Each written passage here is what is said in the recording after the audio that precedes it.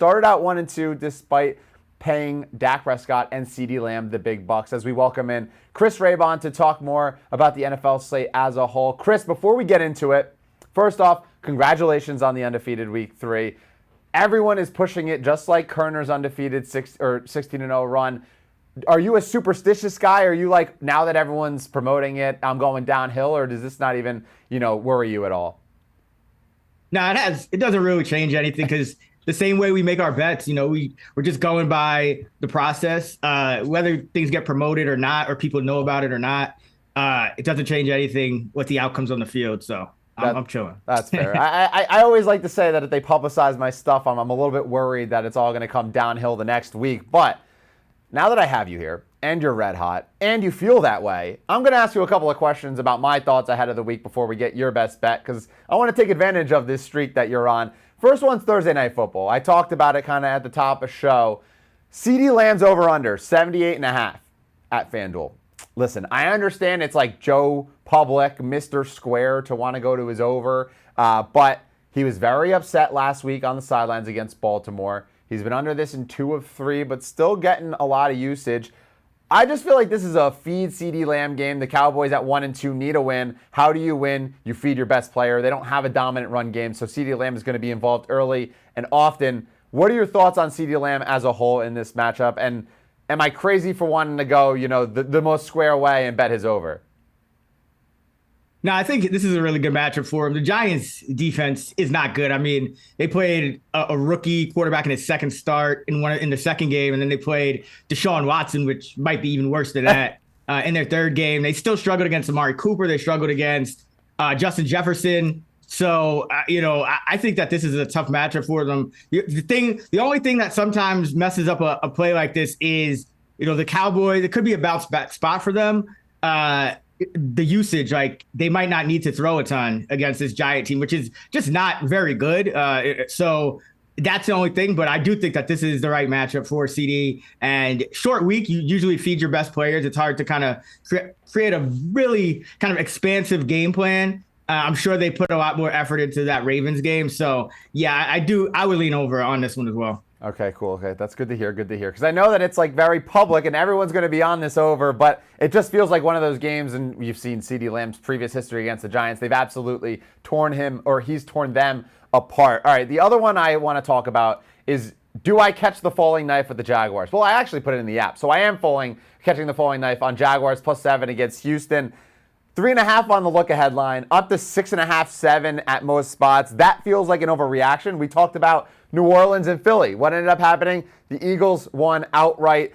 It just feels like Houston hasn't looked all that spectacular. I understand Trevor Lawrence did not look good. But teams that are +4 or higher after losing by 35+ points the week before, 73% against the spread. Houston hasn't looked that great to me. Jacksonville obviously has not looked even close to decent, but I think that this is a spot where you go against the public and everyone's going to be wanting to bet Houston and tease Houston and everything.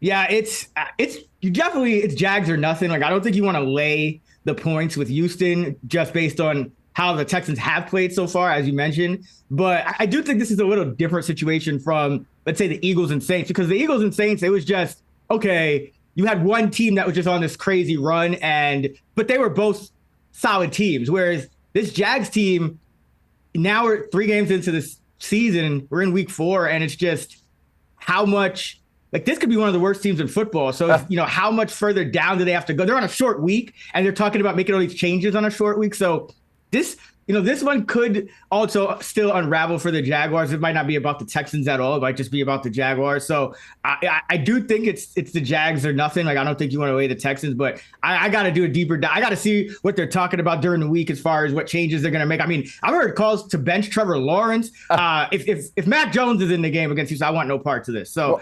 there's still a lot of moving pieces, but it's definitely Jags or nothing. Yeah, the second that Mac Jones takes over for Trevor Lawrence is the second that I cash out of my bet and eat the losses and do whatever I can to get out of it, because that is something I want absolutely no part of. I'm just worried about Minnesota. I mean, Houston, they got blown out by Minnesota, looked pretty bad in the second half against Chicago. They really haven't shown me anything to make me a believer in this team thus far. I understand the Jags haven't either, but it just feels like, the spot that no one wants to touch. It's the garbage dive, the prototypical spot that you would buy back buy for the Jags. All right. So the last one we're going to get to here, I'm done asking my red hot friend Chris Raybon for advice. I'm just going to ask you for your best bet for this week. Obviously, you are going to be live later today with the Sunday Six Pack. You and Stuckey giving out your favorite 3 picks, his favorite 3 picks at 6 p.m. Eastern on our Action Network YouTube channel. And I heard you saved the first one for us here, so please tell me where we're going. Yeah, speaking of teams that are red hot, how about those Pittsburgh Steelers? We're going to fade them and roll with the Indianapolis Colts plus 1.5 at home. Listen, these two teams, I don't think there's that big a spread between them. And now you're making the Colts an underdog at home. I know Anthony Richardson's missed some throws. He threw a pick or two in the end zone this season already, but the Colts still are they're the second unluckiest team in our luck rankings this year. And the Steelers already up to number 11 and probably climbing. That's generally how it is with the Steelers. They get a lot of luck, but 3-0, they haven't scored more than 20 points in any game. They're banged up. Highsmith is going to be out. Both of their top 2 running backs are banged up. They had Cordell Patterson playing wide receiver and running back last week. So this could be a little bit of a mess. I just think this is an overreaction to one of the few unbeaten teams in the NFL that, there's a lot of parity these days. But if you go back, Pittsburgh's been in these spots before, but 10-23 against the spread are the Pittsburgh Steelers, just 30% as a road favorite against a team with a losing record under Mike Tomlin. This is one of those flat spots for the Steelers. I just don't think that this is a team that's going to get to 4-0. You can't see the headlines a week later. Steelers improved to 4-0 behind the Justin Fields is winning as a favorite on the road. Nah, stop it. Let's go Colts plus 1.5. Yeah, it feels like this is the prototypical spot where you fade the Steelers, right? You always want to grab them as an underdog. You always got the rah-rah Mike Tomlin spot. Now you have them as a favorite with Justin Fields under center. It definitely feels like the Colts are the way to go. Maybe a buy spot. Jonathan Taylor should, kind of have his way in the trenches in this one. But, all right, Chris, appreciate you hopping on, breaking this down, telling me I'm not that crazy for CeeDee Lamb because I'm about to put that one in the app as well, despite it being a high over. And just a reminder for Chris, he'll be on the Week 4 Sunday Six Pack tonight, 6 p.m. Eastern. It's coming to you live from our YouTube channel and the Action Network app. Chris, best of luck tonight, and I'll talk to you again soon. Thanks.